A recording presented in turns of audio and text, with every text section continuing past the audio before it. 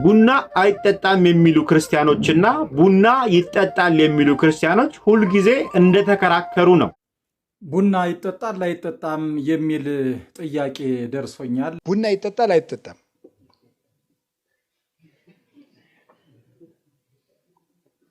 ቡና ይጠጣል አይጠጣም?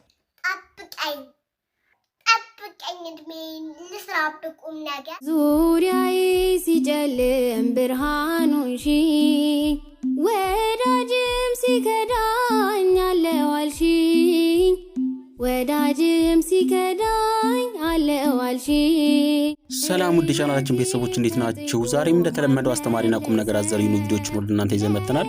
ለቻናሉ አዲስ ከሆናችሁ አሁኑ ሰብስክራይብ ማድረግ እንዳትረሱ፣ እንዲሁም ቪዲዮውን ላይክ በማድረግ ጀምሩት። ወደ ቪዲዮአችን እንለፍ። ቡና ይጠጣል አይጠጣም የሚል ጥያቄ ደርሶኛል። እንግዲህ ይህንን ጥያቄ ከዚህ ቀድሞም መልሼው ነበር። አሁንም እንደገና ቡና ይጠጣል አይጠጣም በሚል ደጋግማችሁ ጠይቃችሁኛል በርከት ያላችሁ ሰዎች። እንግዲህ ያው እኔ የምለውን ስለምታውቁ ይመስለኛል እናንተም ደጋግማችሁ የጠየቃችሁኝ። ስለዚህ ጥያቄውን ከመመለሴ በፊት ለሁሉም ሰው እንዲዳረስ ሼር ኮፒ ሊንክ አድርጉ። 10 ጊዜ ኮፒ ሊንክ አድርጉና ለሁሉም ሰው አዳርሱት ማለት ነው። ሁሉም ሰው ይስማ። እንግዲህ ቡና ይጠጣል አይጠጣም ለሚለው መልሱ አይጠጣም ነው። ለምንድን ነው የማይጠጣው ከተባለ የቤተ ክርስቲያኒቷ መጻሕፍቶች፣ ገድላት፣ ድርሳናት ይከለክሉታል። ቡና እኮ የአርዮስ መቃብር ላይ የበቀለ ነው። እንዴት ትጠጣላችሁ? ሰላም ውድ ኦርቶዶክሳውያን፣ ቪዲዮን ሼር ኮፒ ሊንክ እና ሪፖስት በማድረግ ለብዙዎች ያድርሱ። ቡና አይጠጣም የሚሉ ክርስቲያኖችና ቡና ይጠጣል የሚሉ ክርስቲያኖች ሁልጊዜ እንደተከራከሩ ነው። ቡና አይጠጣም የሚሉ ክርስቲያኖች የሚያነሷቸው የተወሰኑ ነጥቦች አሉ። የመጀመሪያው በመጽሐፍ ተከልክሏል ይላሉ። ማስረጃቸውም ደግሞ ድርሳነ ጽዮንና ዜና ሥላሴ ላይ ቡና እንዳይጠጣ ተከልክሏል ብለው ያቀርባሉ። ሌላው መከራከሪያቸው ደግሞ ሁለተኛው የዲያብሎስ መስዋዕት ነው ይላሉ። ቡናው የዲያብሎስ ደም ነው፣ የቡናው ቁርስ ደግሞ የዲያብሎስ ሥጋ ነው ብለው ይናገራሉ። ሶስተኛው የተወገዘ ነው፣ የቤተ ክርስቲያን አባቶች አውግዘዋል፣ ቡና እንዳይጠጣ አውግዘዋል ብለው ይናገራሉ። አራተኛው ክርስቶስ ሲሰቀል ሌሎቹ እጽዋቶች ሁሉ ሲደርቁ ቡና ግን ለምልሞ ነው የተገኘው። አምስተኛ በአርዮስ መቃብር ላይ አርዮስ ሆዱ ተዘርግፎ በሚሞትበት ጊዜ በአርዮስ ፈርስ በአርዮስ መቃብር ላይ የበቀለ ነው፣ ስለዚህ ቡና መጠጣት አይገባም የሚል ምክንያቶችን ያቀርባሉ። ትክክለኛው የቤተ ክርስቲያን አስተምህሮ ግን ምንድነው እሱ ብለን በምናይበት ጊዜ ቡና በመጽሐፍ ተከልክሏል ለሚሉት በድርሳናትና በገድላት ላይ የተጻፈውን እያንዳንዱን ነገር መመርመር፣ በጥንቃቄ ማየት ይገባል። በተለይም ደግሞ ሌሎች መጽሐፍቶችስ ምን ይላሉ፣ ደግሞም ከቅዱስ መጽሐፍ ጋርስ ደግሞ ይጋጫሉ ይጣላሉ የሚለውን በደንብ በአግባቡ መጀመሪያ መመርመር ያስፈልጋል። ስለዚህ ድርሳናትን፣ ገድላትን በተለይም ደግሞ ከመጽሐፍ ቅዱስ ጋር የማይጋጩ ከሆነ የምንቀበላቸው ይሆናል ማለት ነው። ለምን ቢሉ መጽሐፍቶችን፣ ድርሳናትን፣ ገድላትን በሚጻፉበት ጊዜ ብዙ ሰዎች የፍላጎታቸውን የእነርሱን ሐሳብ ጭምር የሚያስገቡባቸው ሁኔታዎች አሉና በስርዋጽ የገቡ የተጨመሩ የሰዎች ፍላጎት የገባባቸው ከሆኑ ይህንን ነገር መመርመር ያስፈልጋል። ቡና የዲያብሎስ መስዋዕት ነው ደግሞ ለሚሉ ወገኖቻችን ይሄ የዲያብሎስ ነው ተብሎ የተፈጠረ ፍጥረት የለም። ሁሉንም የፈጠረው እግዚአብሔር የፈጠረው ፍጥረት ነው። ቡናን ለዲያብሎስ ከሰጠነው ለዲያብሎስ ይሆናል። በግንም፣ ዶሮንም፣ እንስሳትንም አዕዋፍንም ለዲያብሎስ ብለን ከሰጠናቸው የትኛውንም ነገር ለዲያብሎስ ልንሰጠው እንችላለን። ስለዚህ ያ ስነ ፍጥረት ነው እንጂ ለዲያብሎስ ተብሎ የተሰጠ የተዘጋጀ አይደለምና የተወገዘ ነው ደግሞ ለሚሉት ወገኖቻችንም ደግሞ የትኛው አባት ነው በየትኛው ጉባኤ ተወገዘ የሚለው ሊብራራ ይገባዋል። የተጻፈ ነገር በሌለበት ሁኔታ ቡና የተወገዘ ነው ማለትም ደግሞ አግባብ አይደለም። አንድ አባት ደግሞ ይሄንን ብሉ፣ ይሄንን አትብሉ፣ ይሄንን ጠጡ፣ ይሄንን አትጠጡ ሲል ከምን ምክንያት ነው በምን አንጻር ነው የሚለው ባልታየበት ሁኔታ አባቶች አውግዘዋል በማለት ብቻ መከላከል አይቻልም። ሌላው ክርስቶስ ሲሰቀልም ደግሞ እንደዚሁ ሌሎቹ እጽዋቶች ሁሉ ሲደርቁ ቡና ለምልሞ ተገኝቷል የሚለው ሐሳብም ከአፈ ታሪክነት ባለፈ ክርስቶስ በተሰቀለ ጊዜ የተደረጉ ተአምራቶች በመጽሐፍ ቅዱስ ተጽፈው የምናገኛቸው ናቸው። ስለዚህ ይሄ አባባልም ይሄ ሐሳብም አፈ ታሪክ ነው እንጂ ትክክለኛ መረጃ ሊሆን አይችልም። ሌላው ደግሞ የሚገርመው በአርዮስ መቃብር ላይ የበቀለ ነው። ስለዚህ ቡና መጠጣት አይቻልም የሚሉ ወገኖች ናቸው። ይህ እንግዲህ ፍጹም ስህተት የሆነ አስተምህሮ ነው። በቅድስት ቤተክርስቲያናችን አስተምህሮ መሰረት እጽዋቶች ሁሉ የተፈጠሩት አንድ ቀን ነው፣ እርሱም በዕለተ ማክሰኞ ነው።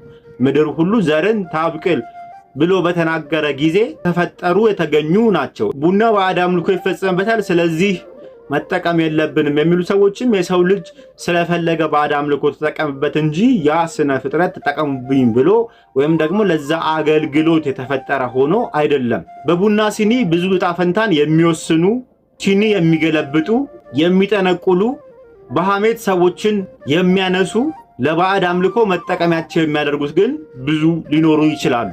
ይህ ማለት ግን እነሱ ለፍላጎታቸው ተጠቀሙት እንጂ በራሱ ስነ ፍጥረቱ ባዕድ አምልኮ ነው ማለት ግን አይደለም።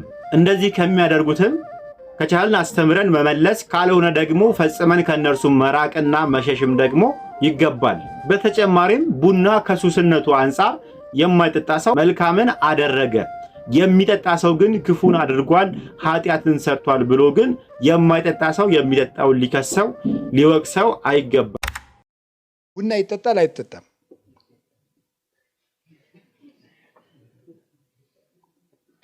ቡና ይጠጣል አይጠጣም?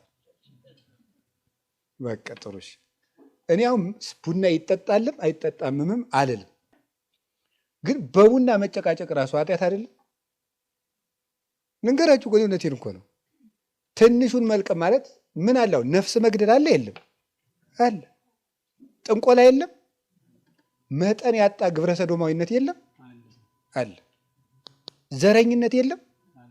ክደት በስቶ የኢትዮጵያ ምዕመናን በሙሉ ወደ ክደት እየተወሰዱ አይደል? በየሜዳው ሄደው እዚያ የሚዘለው የሚጨፍረው እኮ ከኦርቶዶክስ የወጣ ነው። አላያችሁትም? ያ እየተወሰደ እኛ ቡና ይጠጣል አይጠጣም፣ ይጠጣል አይጠጣም። ይሁን ግመል ውጦ ምን መጥፋት ነው? መርፌ መጥፋት ማለት ይሄ። በትልልቅ ርዕሰ ጉዳዮች ላይ መወያየት ሲገባን፣ በምስጢረ ሥላሴ በምስጢረ ሥጋዌ ቤተክርስቲያን እንዴት እንጠብቅ፣ የወጡትን እንዴት እንመልሳቸው፣ ያሉትን እንዴት እንጠብቃቸው ማለት ሲገባን ይጠጣል አይጠጣም ሊቅነት ሲጀመር ጉዳይ መሆኑ ራሱ እኮ የሚገርመኝ። ጠላታው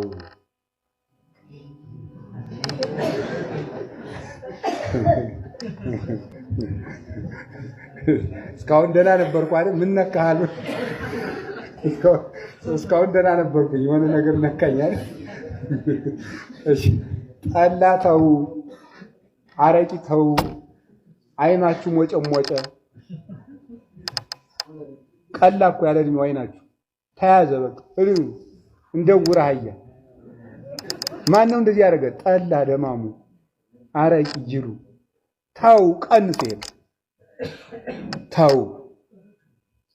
እኔ እውነቴን ነው። እረ ቄስ ተንዘባዝቦ መመን ተሸክሞ ሊወስደው ነው እንዴ? ተመልከቱ፣ መጽሐፍ ተመልከቱ እስቲ። በባል ቀነሳ እንጀራ ብሉ እስቲ። ጠላውን ተውና እንጀራ ብሉ።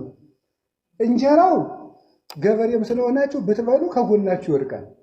ጠላ እኮ ውሃ ለገደል አያዝንም ይላል ገበሬ። ሰብሮ ይጥላ አንጎሉ ይበላሻል።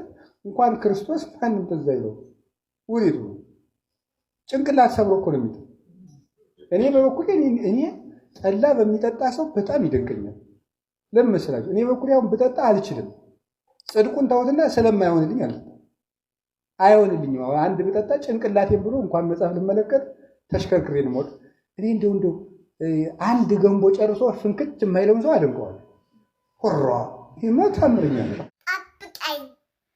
ጠብቀኝ እድሜን ልስራብቁም ነገር የሚያስገርብህ ልለፍ የአምላኬን ፍቅር እያንዳንዷ ቀናት እያንዳንዷ ዕለት በከንቱ እንዳይዋክል ሳልጠቀምበት ይህ ዓለም ኃላፊ መሆኑን አውቃለሁ።